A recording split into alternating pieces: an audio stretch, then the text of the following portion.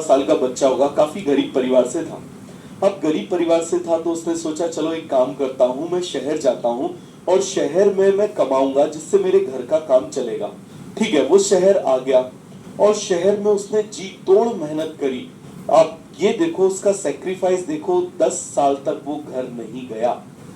दिन रात मेहनत करी, दिन रात मेहनत करी, दिन रात मेहनत करता था कि जिससे वो फैमिली को अच्छे से पैसे भेज सके, अपने छोटे भाई बहनों को अच्छे से पढ़ा सके, जो चीजें उसको नहीं मिली वो उनको प्रोवाइड कर सके। ठीक है, अब क्या हुआ, 10 साल बाद उसको बहुत जम के याद आई कि मुझे अब घर जाना चाहिए। तो उसने अपने मालिक से, जो उस कंपनी के ओनर थे, उस कंपनी के ओनर से जाके उसने बोला कि मुझे आप छुट्टी दे दो, मुझे आप छुट्टी दे दो, मुझे घर जाना है, मुझे अपने घर वालों की याद आ रही है।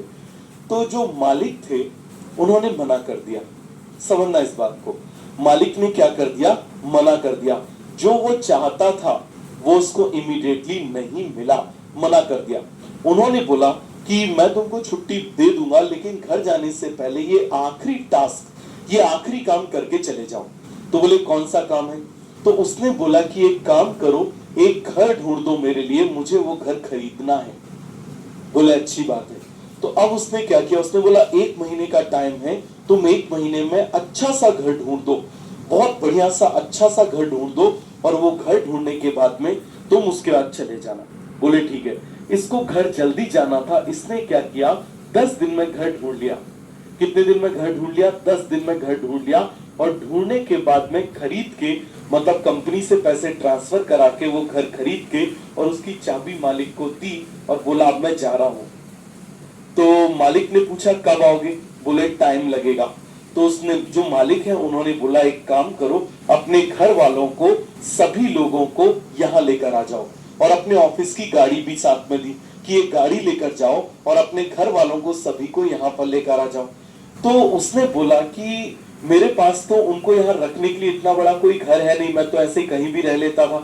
तो जो घर अभी उसने खरीदा था, मालिक ने वही घर की चाबी उसको दी और बोला कि ये घर तुम्हारा है, ये घर तुम्हारे लिए खरीदा है, ये तुमने इतने अच्छे से जो मेहनत करी है, इतने सालों में जो काम किया है, ये उसकी तरफ से, हमारी तरफ से तुम्हारा, तुमको क्या है, गिफ्ट है।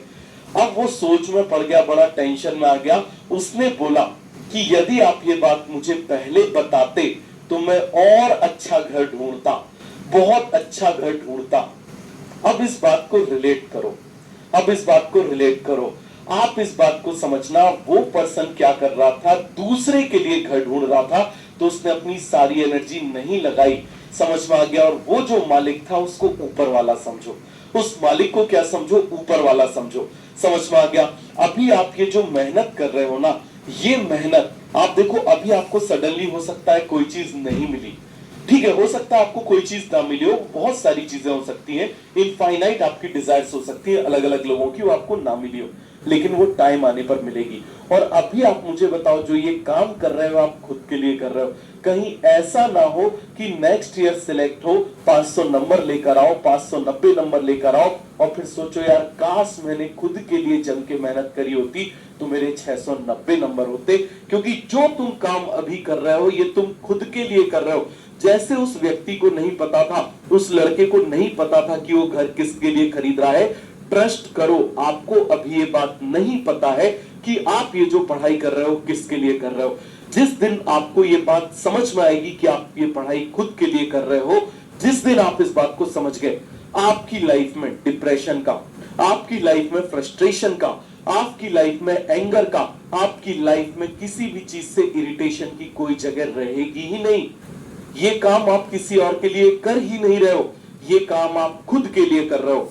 जब तक आप इस बात को अपने दिमाग में नहीं बिठा ये, तब तक आपको एक बर्निंग डिजायर नहीं आएगी, आपको एक इच्छा नहीं आएगी, एक बिल्कुल ऐसी डिजायर नहीं आएगी कि मुझे कुछ पाना है। याद रखना, ये आप खुद के लिए कर रहे हो। तो सभी को ये चीज समझ में आ गई? तो ये स्टोरी मेरी तरफ से आप लोगों को डॉक्टर्स डे का एक गिफ्ट था, आप इसको समझ लो। यदि आपको ये चीज समझ में आ गई, ये कोई मोटिवेशन नहीं है, मैं आपको कोई मोटिवेशन नहीं दूंगा।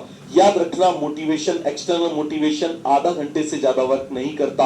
ये मैंने आपको रास्ता दिखाया है कि आपको खुद के लिए पढ़ना है। और मैं बार बार बोल रहा हूं, जब तक आपने 5 बार लिखा नहीं तब तक दिमाग में घुसा नहीं।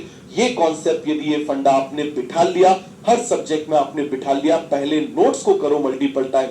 जब तक नोट्स ना हो जाए तब तक आप एनसीईआरटी को, तब तक आप डीपीपी को मत उठाओ। समझ में आ गया? तो चलिए जो कल पढ़ा था उसको रिवाइज